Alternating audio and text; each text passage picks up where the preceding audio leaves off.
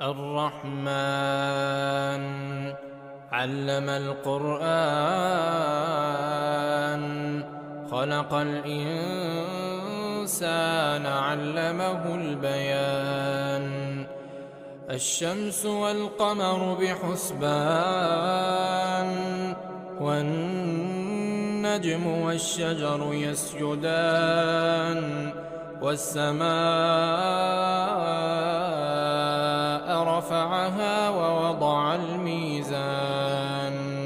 ألا تطغوا في الميزان